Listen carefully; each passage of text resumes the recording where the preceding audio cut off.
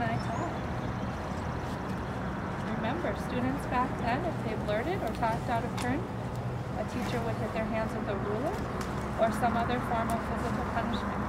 Throughout our day in the schoolhouse, I will remind you of this. If you are talking out of turn, I will do this to my hand so that you will know. Your job is to work very, very hard. Pretend you are a pioneer school child and follow these rules.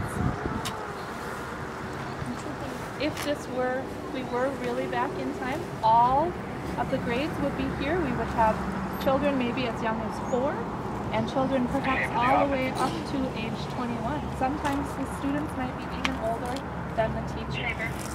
We learned that in the book that we read about Kirsten. So when students arrived, they would run over from wherever they came from and they would line up at the schoolhouse, just like we are right now, 2 single files, girls and boys. They would enter the school, youngest to oldest. We will have Miss Savage and Miss Pat posing today as older students in the school. They might be 8th graders or even older students than that. So they will be available to help. Older students often were helpers to the teacher and helpers to the younger students, helping them learn and any other things that they needed. Remember, you must be silent at all times unless you're called on. If you have something you need to say, you should raise your hand. If you're working and you need help, 1 finger. If you're working and you need to use the bathroom, 2 fingers. Miss Savage or Miss Pat will be willing to walk you over to the outhouse, the bathroom that we have over in the museum. We're pretending that it is an outhouse. Back then there was not an actual bathroom like we have today.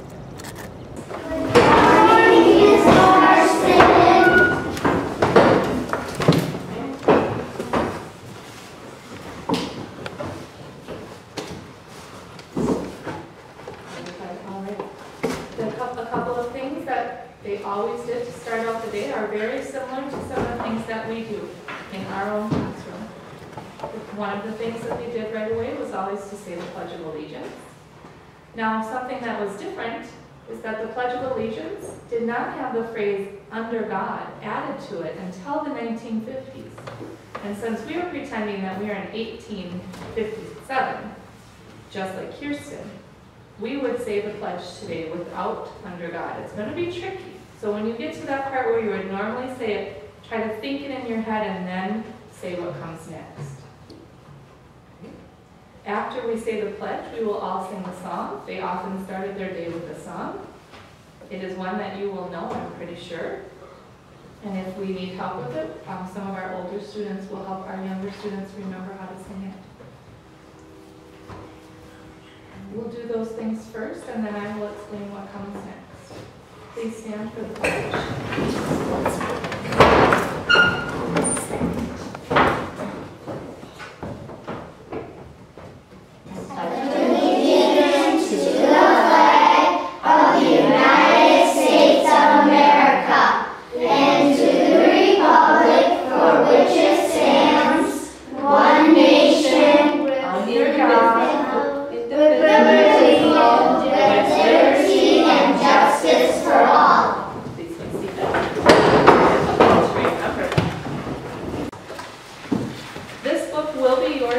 At the end of the day.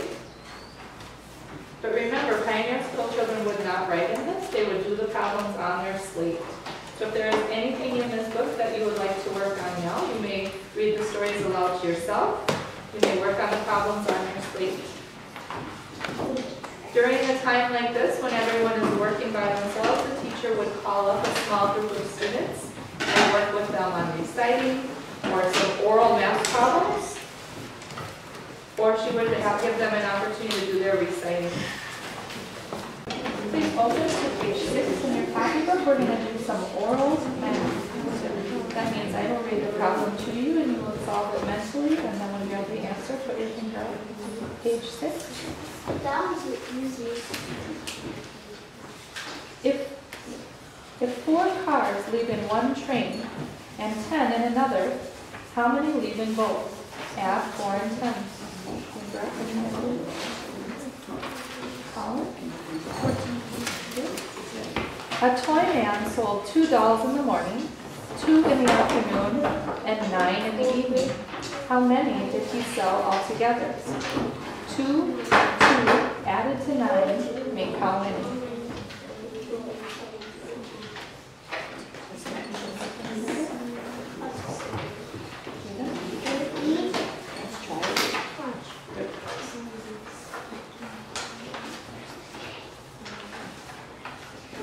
We're on problem 5. If you want to follow along.